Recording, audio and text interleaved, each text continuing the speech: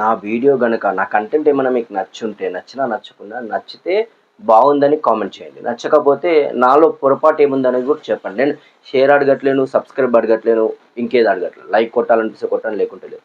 కానీ కామెంట్ మాత్రం చేయండి. నా వీడియో ఎక్కడి వరకెళ్తుంది, మీరు మీ విలేజ్ ఏంటి, మీ సిటీ ఏంది అనేది కూడా జస్ట్ టైప్ చేయండి. అది కాకుండా మంచి, చెడు గురించి నాకు కామెంట్ చేయండి. నేను చెప్పేది కరెక్టా కాదా? అంతకుమించి నేను సబ్స్క్రైబ్ అడగట్లా. Thank you. నెక్స్ట్ వచ్చేసి ఇప్పుడు ఏందంటే టాపికు కేటీఆర్ ఏది మాట్లాడినా రాజకీయం చేస్తున్నారు అని గవర్నమెంట్‌లో ఉన్నవాళ్ళు మంత్రులైతే ఏంది, ఎమ్మెల్యేలు, ఎంపీలు అందరూ కూడా అదే అంటున్నారు. సో, కేటీఆర్ ఏది మాట్లాడినా ఎందుకు రాజకీయం అవుతుంది? అంటే రాజకీయంగా ప్రాబ్లమ్స్ ఉన్నాయి కాబట్టి కేటీఆర్ మాట్లాడడం జరిగింది. దాన్ని కూడా రాజకీయమే చేస్తున్నాడు కేటీఆర్ అంటే, కేటీఆర్ ప్రజల కోసం మాట్లాడితే రాజకీయం చేస్తున్నట్ట? అంటే ఏది మాట్లాడినా కేటీఆర్ రాజకీయం చేస్తున్నాడు. ఎంత దారుణంగా తయారైనారంటే జనాలు ఇప్పుడు. అంటే జనాలు అంటే మన పొలిటీషియన్లు. బీహార్‌లో సంబంధం లేదు అసలు. బీహార్‌కి తెలంగాణకి సంబంధం లేదు. బీహార్‌లో ఎలక్షన్లు ఎప్పుడో కూడా తెలియదు. కానీ పండుగ టైంలో కూడా, వరదలొచ్చే టైంలో కూడా, వర్షాలు స్టార్ట్ అయ్యి 2 నెలలు అవుతుంది. అయినా సరే ఇప్పటివరకు యూరియా లేదు.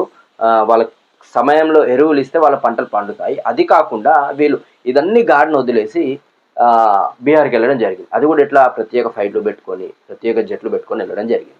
మరి తెలంగాణలో భారీ కుండపోత వర్షాలు పడుతున్నాయి. మెదక్ జిల్లా అయితేంది, అటు కామారెడ్డి జిల్లా, చాలా జిల్లాలలో కూడా కొన్ని ఊర్లే మునిగిపోతున్నాయి. కొంతమంది అసలు బయటికి చిక్కుకొని, వరదల్లో చిక్కుకొని బయటికి రాలేని పరిస్థితి. ఎప్పుడు హెలికాప్టర్ వస్తుందా వాళ్ళ, ఎందుకంటే హెలికాప్టర్ తప్ప ఇంకో ఆప్షన్ లేదు వాళ్ళకు.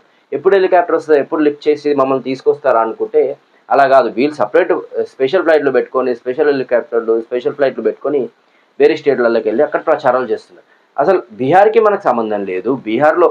బీహార్‌కి మనకి ఏంది అవసరం లేని ముచ్చట. దాని గురించి వీళ్ళు హంగామా అయితే చేస్తున్నారు మొత్తానికి. అది పక్కన పెట్టుకుంటే దాని గురించి కేటీఆర్ మాట్లాడడం జరిగింది. యాక్చువల్లీ కేటీఆర్ ఏమనుకున్నాడు, పండుగ రోజు నేను ఏది కూడా రాజకీయం చేయదలుచుకోలేదు.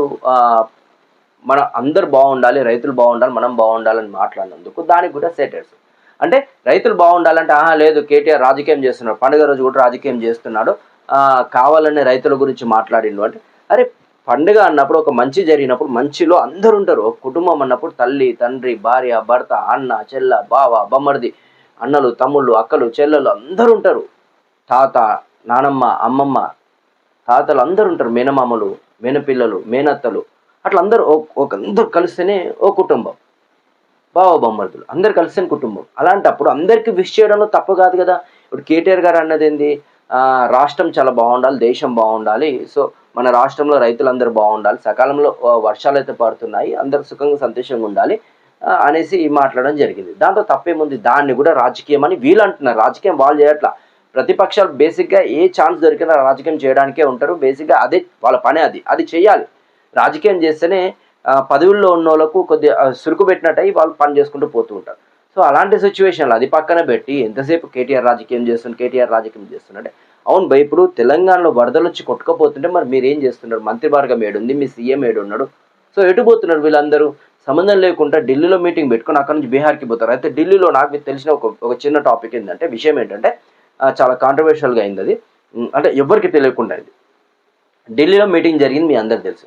తర్వాత ఆ మీటింగ్లో ఎవరెవరు ఉన్నారంటే కాంగ్రెస్ ఏఐసిసి అగ్రనేతలతో పాటు ట్రెజరర్ ఉన్నారంట. అంటే కోశాధికారి, అంటే ఫైనాన్షియల్గా ఏదైనా పార్టీకి సంబంధించిన ఫైనాన్షియల్ ఏదైనా సరే ఆ పర్సన్ చూస్తూ ఉంటాడంట. మరి ఆ పర్సన్ ఆ మీటింగ్కి సంబంధం ఏంది? నెంబర్ 1 కదా. సో అదైపోయిన తర్వాత అందరిని బయటికి పంపించిన తర్వాత ఒక్కొక్కరిని పిలిచి మళ్ళీ చిన్న మీటింగ్ పెట్టుకోవడం జరిగిందట. మరి ఒక్కొక్కరిని పిలిచి మీటింగ్ పెట్టుకున్నప్పుడు సోనియా గాంధీ, రాహుల్ గాంధీ, ఖర్గేనా ఎవరు పెట్టుకున్నారు? మళ్ళీ ఇదే పర్సన్ ఎవరైతే కోశాధికారి, ట్రెజరర్ ఉన్నారో ఆయననే వాళ్ళని పిలుచుకుంటూ ఒక్కొక్కరిని పిలిచి మీటింగ్ పెట్టడం జరిగిందట. అంటే ఆ మీటింగ్లో చెప్పింది ఏంటంటే ఫైనాన్షియల్ గురించి. ఇప్పుడు బీహార్ ఎలక్షన్లోనే మనం కొన్ని కోట్లు ఖర్చు పెట్టాలి, మీ రాష్ట్రం నుంచి తీసుకురండి. నాకు తెలిసిన సమాచారం, అది నిజమా కాదా అనేది క్వశ్చన్ మార్క్. 50-50. 100% కాదు అని చెప్పడానికి లేదు, 50-50. నేను చెప్తున్నాను కదా, సగం అయింది. కానీ అందులో మాట్లాడిన కొన్ని విషయాలే నాకు తెలిసింది. ఆ కొన్ని విషయాలు ఏంది అనేది కూడా ఇంకా క్లారిటీ రావాల్సింది. అది క్లారిటీ వచ్చిన తర్వాత మీతో పంచుకుంటాం.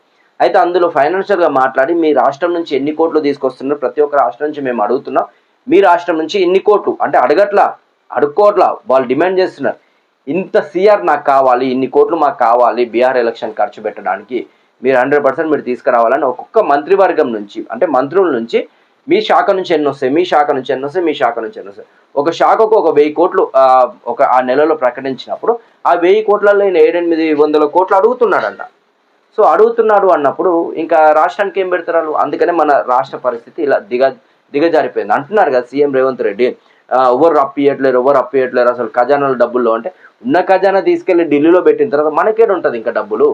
అంటే మన ఇంట్లో తిండంతా సంబంధం లేనోడికి పెట్టి, పక్కోడికి కూడా కాదు, ఎవడో సంబంధం లేనోడికి తిండి పెట్టి మనం కడుపు అంటే నువ్వు కడుపు కాల్చుకో తప్పులేదు. ఎందుకంటే నువ్వు కుటుంబం కోసం బతుకుతున్నావు కాబట్టి కుటుంబ పెద్దగా నువ్వు కడుపు కాల్చు. కానీ నీ వల్ల నువ్వు అవతలోని కడుపు నింపడానికి నీ సంతోషం అంటే అవతలోడు కడుపు నిండితే నీకు సంతోషంగా ఉంటావు.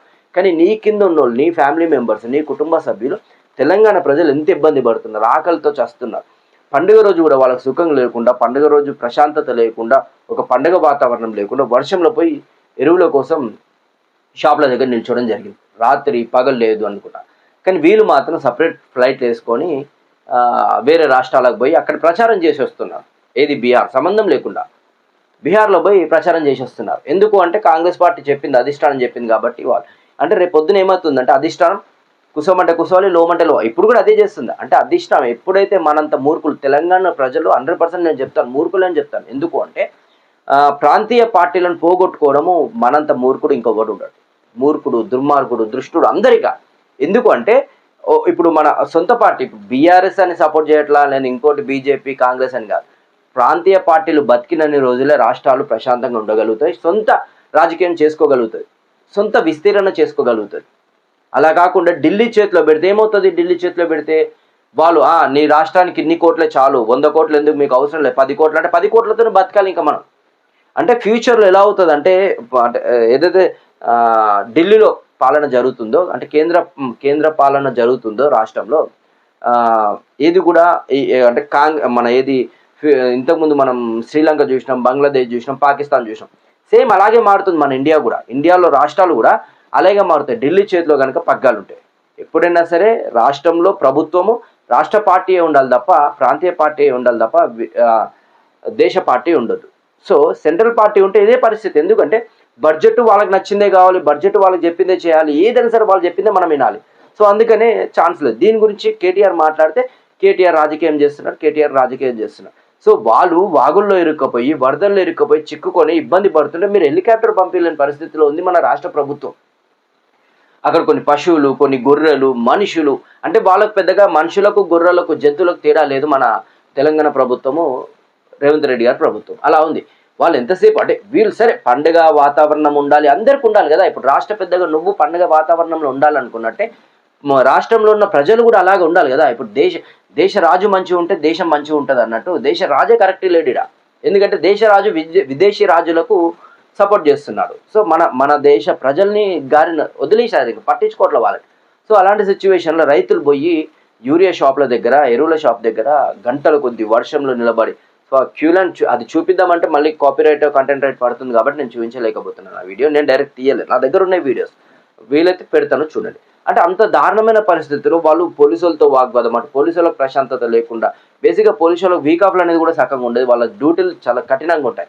ఈ పండుగ వాతావరణంలో కనీసం ఒక 1 అవర్ ఇంటికి పోయి పూజ చేసుకొని వద్దాం అనుకుంటే కూడా ఆప్షన్ లేకుంటుంది వాళ్ళది. ఎందుకంటే ప్రజలు ఒకవేళ వీళ్ళని వదిలేసి వీళ్ళు ఏడో కొట్టుకుంటారో, షాపులను ఏడో కొడతారో అని వాళ్ళ భయం.